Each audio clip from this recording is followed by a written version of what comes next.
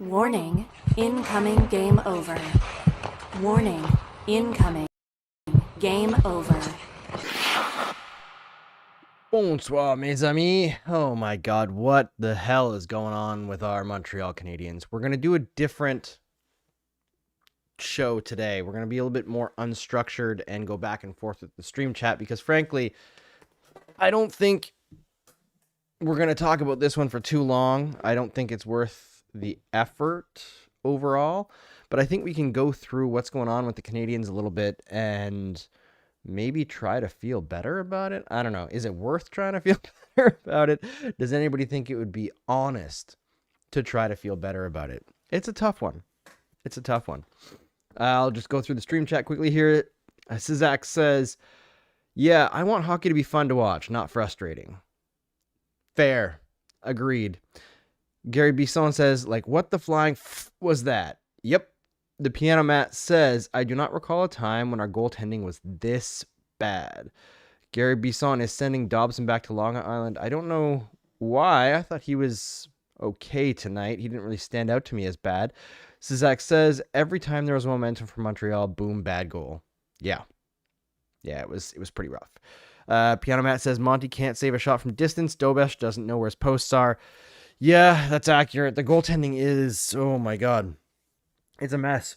It's a huge mess right now. I'm not entirely sure what the staff should do. I think they do kind of have to run with Dobesh right now.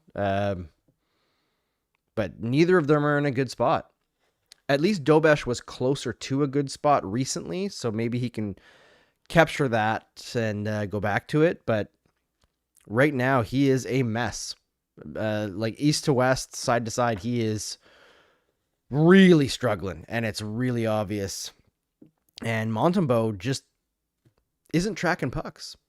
There are way too many goals going in on the Canadiens right now that are just big shots that are going in straight. Not deflected off something, not necessarily even screened.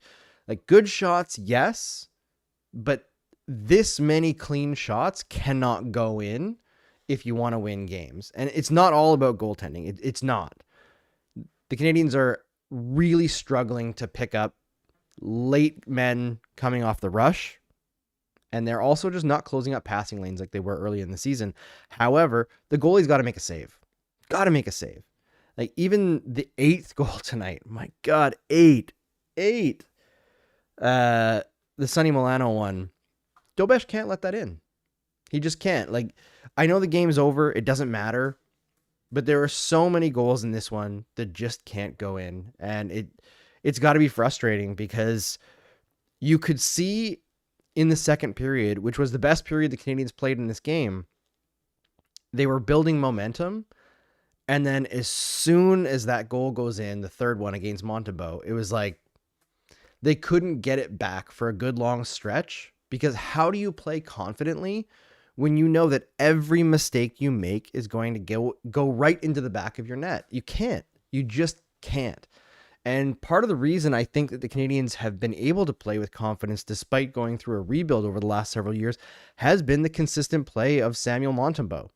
He's been giving them the security blanket of being able to make mistakes and not have it automatically be a goal against for several years. That's not the case right now. And unfortunately, Dobesh hasn't been able to hold the fort either. It's a really tough thing. Joe the Snoop says pulling goalies, it makes things worse. He says pulling goalies as in leaving an empty net. Yeah, the Canadiens aren't necessarily that good at scoring with the empty net. They've done it a few times. They are good at like tying games late. I don't know if they're necessarily better than most other teams. They seem to be able to be better than most other teams in those situations. But yeah, there have been studies for years now that if you want to get the desired effect of adding offense when you're trailing, it's actually more effective statistically to do 4 forwards, 1 defenseman than it is to pull the goalie, because the risk reward is just not worth it. It's so much easier to get scored on with an empty net than it is to actually score. The extra person on the ice doesn't help that much. There's just too much possible disruption that can go against you. Sizek says, how many games has it been now where the first shot of the game goes in? It feels like a lot, man. It feels like a lot. Piano Matt says, it's not all about goaltending, but you can't expect to score 4 to 5 goals to bail out your goalie. 100%. Like, the goalies have to be better. There's no ifs, ands, or buts. Claire, what an yeah. Hi, Claire. It's a tough one. Alexandre Christian says, I think Marc-Antoine Gaudin said that was the 4th time in 8 games that we let in the first shot. Hard to win that way. It's hard to win that way. And the Canadiens are used to playing from behind. That is something that they are better, I think, than most teams at being capable of doing. But probably not the ideal situation. It's probably not the ideal situation.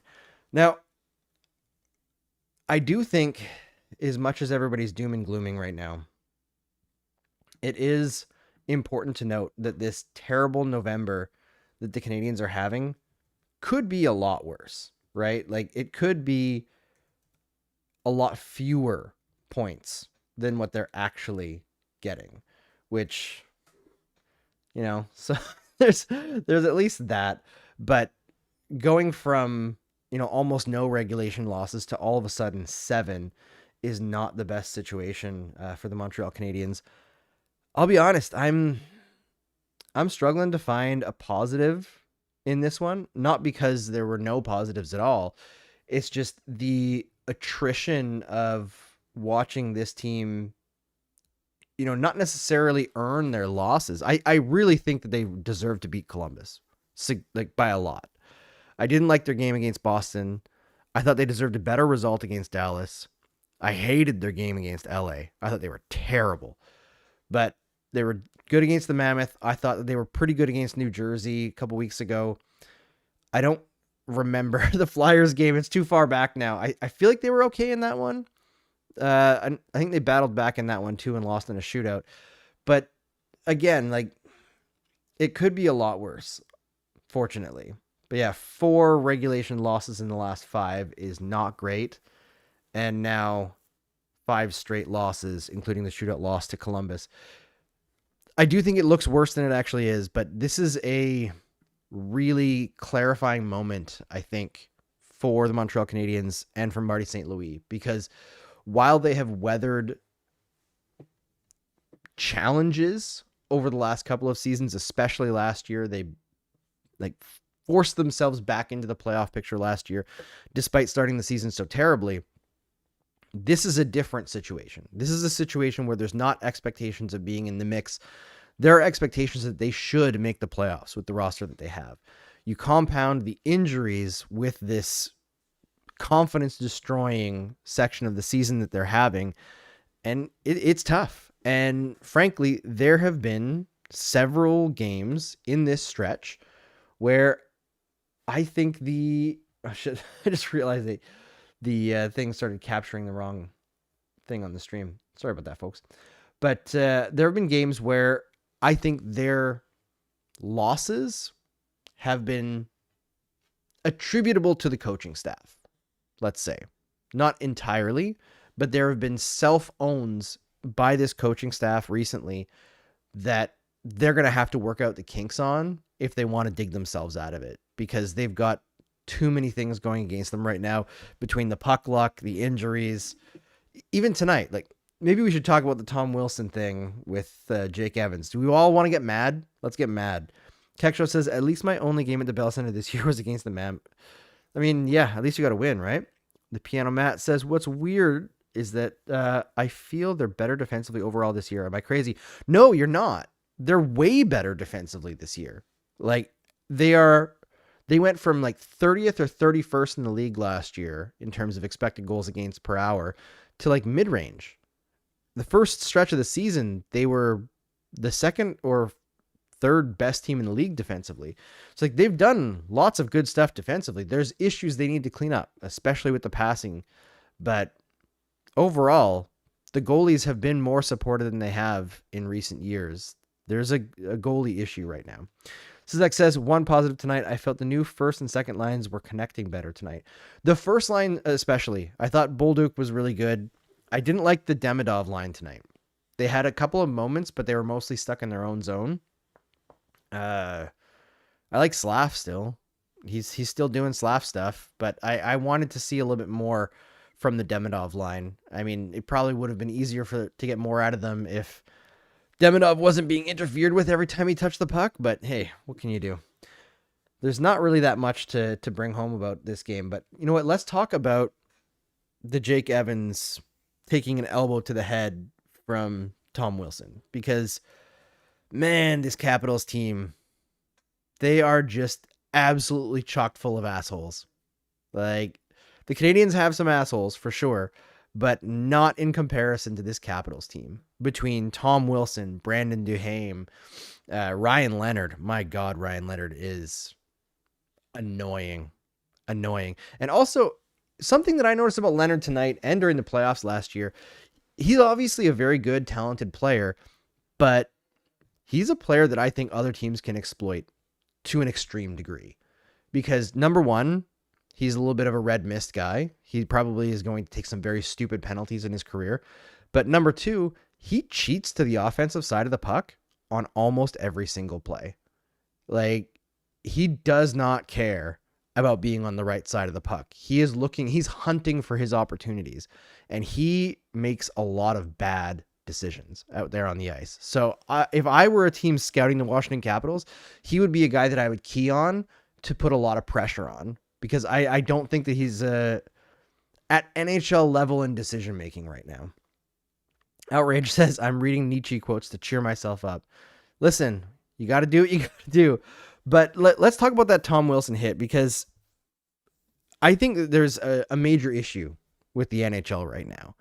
And that's that they have basically given up trying to make the game function properly. Tom Wilson, for years, the NHL tried to suspend into stopping him from being a complete idiot on the ice. And he's improved maybe like 2% from when he first started getting the run-on suspensions. The hits are maybe not 2-3 seconds late. Maybe now they're only 1.5 to 2 seconds late. But the dude just cannot hit clean. He can't do it. He loves to hit high. He loves to charge. He loves to jump into hits. And he loves to throw elbows.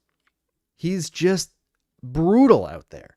And whereas early in his career, the NHL did seem to be motivated to try to get him to play hockey instead of just going out there and trying to injure people.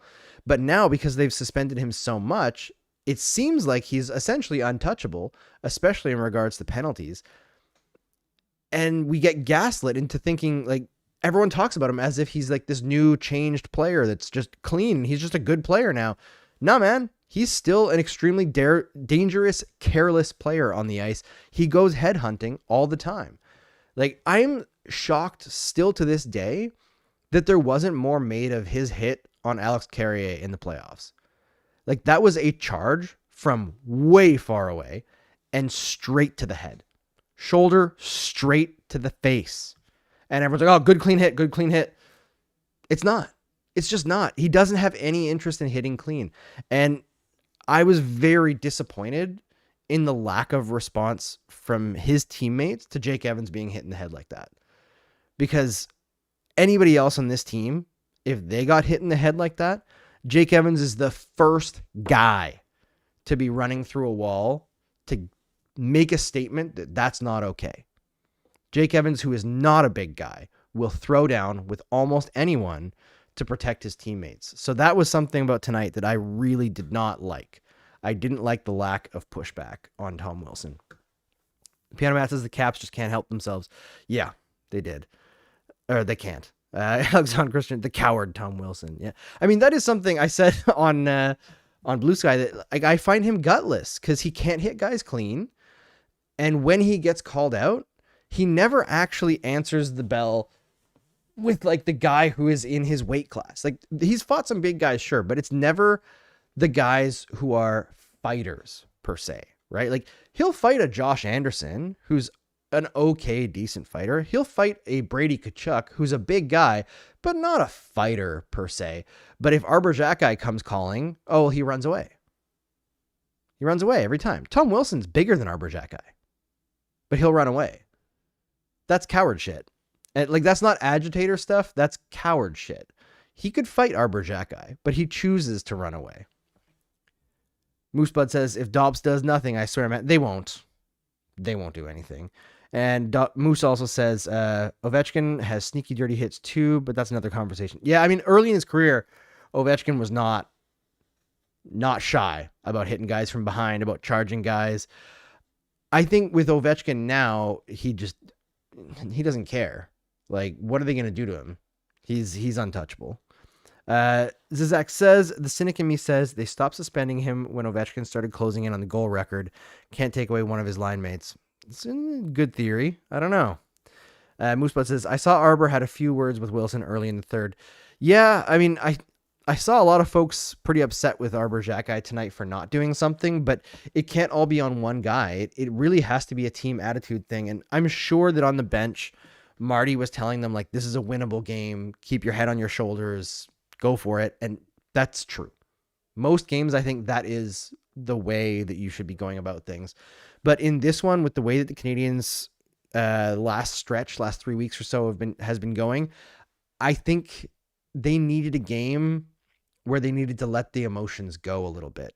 And this one against the team that, let's be real, absolutely bullied them in the playoffs. Not in terms of outplaying them, in terms of physically, they were always over the line the whole series, and they got away with unbelievable amounts of bullshit.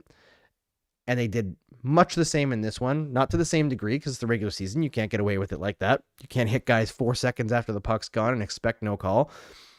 But to have that exact like scenario coming into this one with all the losses in a row, you need a win. The Capitals are okay, but they're not great.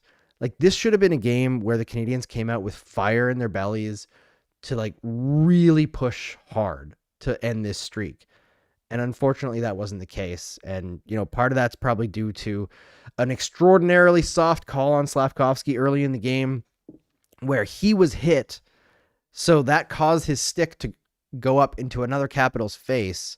And they called that high sticking, which is interesting. But then later in the game, the same thing happened to Joshua Waugh, I believe, where a Capitals player literally knocked his stick up into the air into another Capital, and he got called. And if you recall, that exact same thing happened to Nick Suzuki in the playoffs too, where he was charging at the Capitals net, and another player lifted his stick into the goaltender, and then Suzuki was called for a penalty. So this is like a weird Capitals thing. Apparently it's a strategy. Lift another guy's stick into your own guy and you get a penalty out of it. And then, you know, it was a great goal by Alex Ovechkin, but they weren't ready. They weren't ready. And how often, we've already talked about the first shot, first goal. It's just not a good feeling. And it takes the wind out of your sails way too fast. Piano Matt says, I never expect the league to ever do the right thing. So the cynic in you has a point. That's the thing. Like, as soon as you start viewing NHL officiating as like wrestling officiating, where it's all just for entertainment purposes, and it's not really about keeping the game fair or calling the rule book. It's just about establishing the flow of the game that the NHL wants to have.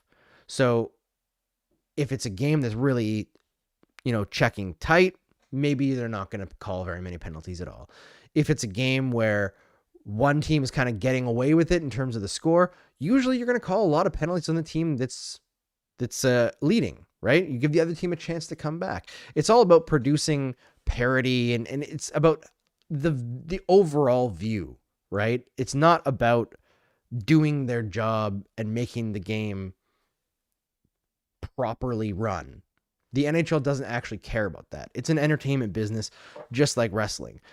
Do they care about the overall integrity of the league? Yeah, but only insofar as what people think, in my opinion. I'm not saying they're trying to rig everything, but I don't think the NHL cares that much about deserves to win. And that's a shame, unfortunately. And it adds a lot more randomness to the league, which is frustrating, but what can you do? Keksho says Ovi has lost much of his speed and his dirty hits was mostly charging. So yeah, he isn't that player anymore. Moosebud says, that's what I figure. I have no doubt Arbor would jump him if he needed to. And a blowout win against the Leafs would fix them and me. Listen, if they can take down the Leafs on Saturday, I think we'd all be very pleased. But unfortunately now they're in a situation where they really need to. They need not just a win, but they need a convincing one. And I'm not sure if we're going to see that coming forward in the next little while, because the injuries are pretty severe and the goalies aren't stopping anything. Like, they need, more than anything, the Canadiens need a goaltender to stand up and have a great game. Not a perfect game, but they need a great game. And they haven't even had a good one recently. I think the closest was probably Montembeault against Columbus. Yeah. And that was okay, but I don't think the Blue Jackets were that good in that game. So what can you do?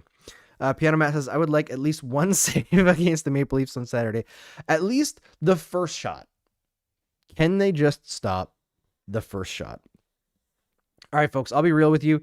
I am not loving talking about this game. It just sucked, and it's sucking all the joy out of watching the Canadiens lately, seeing them struggle so much, and so much of it being randomness, things going against them over and over. So I think I'm going to close it out here. It's a real short one, a different kind of show, and we will be back on Saturday. We will have a crossover for you between Toronto and Montreal. Kay will be hosting with Zach Payne from Game Over Toronto. I love Zach and I love Kay. So that will be extraordinarily fun. And I'll see you next week. And we've also, actually, before I go, we have some fun stuff planned coming forward here on the Game Over Network channel. So go to our YouTube page on Game Over Montreal if you're an avid listener. Scroll down and click the Game Over Network channel, one of our partner sites on the bottom. We have them all listed there. And subscribe there, because we are partnering with a company called Spark. And Spark makes like live streaming assets to build communities, basically. So one of the things that we're going to beta test first is Wednesday afternoons, or around noon, most likely, I'm going to do a lunch hockey trivia stream. It's going to be relatively short, but we're going to have QR codes in a bunch of videos coming forward here where you can sign up to be part of our community. You can log in, and the stream will actually be embedded on the website that we'll have the login for through Spark. There'll be live trivia that you can answer. You'll be ranked, and it'll actually keep your answers and your ranking throughout the season. The months will have prizes for you if you want to partake in this. And the fun thing is, you don't actually even have to be watching to partake in the trivia. You just need to know what time it is. And if you sign up, it'll send you a push notification or a text, email, whatever, so that you know that the trivia is upcoming. You can log in, do the trivia, move up the rankings, even without watching the actual trivia show. But watch it, because it'll be fun. I promise. We'll have some fun. But there will be prizes to win there as well. All right, folks, I'm going to check the chat one more time. See what we got here. Piano Man says, ball pit. Yeah, I do really want to do that. Trinket says, I do think that this team, other than the goalies, don't give up. They keep pushing to the very end. Yeah, I didn't think they pushed that hard in this third period. I think they could have pushed a little bit harder, but I get it. They mentally, they must be really in a tough spot. Like, it's got to be tough to have multiple games where you play well enough to win and just have it go against you. And even in games where you play well enough to win, dominate the overtime, and then go to the shootout like the last game, like that was rough. Keksho says the trip to the West will also be really tough. So by Habs last year standard, they will win all their games we expect to lose. Yeah, that is pretty much how they do it. Mooseblood says the negatives were bad, but there were a few positives from this game. On to the next. Yep, there 100% were. Claire, thank you as well. Piano, oh, let's go. Yeah, I think you guys will have a lot of fun with the trivia. And if we really do like it, I can start bringing it live onto the show as well, because it's super easy to set up. And if you guys want to submit like user submitted questions and stuff, join our Discord, hit up our Montreal public chat, and like just chat with me. Send me a message. We've got so many cool things planned over the next stretch. I've actually got 2 or 3 new shows for the Game Over Network channel that we're working on soon. One of them is an idea that I've been kicking around for a very long time that I've been kind of pushed to start recently, which is there's a lot of hockey romance books. I don't know if you know about this, There's a lot of hockey romance books out there. It's actually a huge market. And one of the things that we're trying to do at Game Over Network is branch out into content that isn't necessarily the tried and true sports analysis. We want to create things that serve people who aren't necessarily served by legacy media. And one of those things that is not talked about that much is hockey romance and women's perspectives on things. So it's not a finished product yet, but we're kicking around the idea of, my wife is heavy into romance books. I'm not, but I do love reading. But the idea is we pick one, a hockey romance book, we both read it, and then we're going to go over it, kind of like a book club. So it'd be like a hockey romance book club, somebody who's into romance, somebody who's into hockey, kind of meld it together, have a fun conversation. And yeah, I think it'd be really fun. We've got that, and I've got another thing that I'm working on with Mark. So yeah, we'll have some fun. Piano Matt says, hey, Andrew, when is Game Over Network getting sports betting ads? Ugh, never, my friend. That is a promise. I will not be doing sports betting ads. I will not also be doing AI. We won't produce any AI slop on Game Over because fuck AI. And with that, I will end the show. Thanks, folks. We'll see you next time.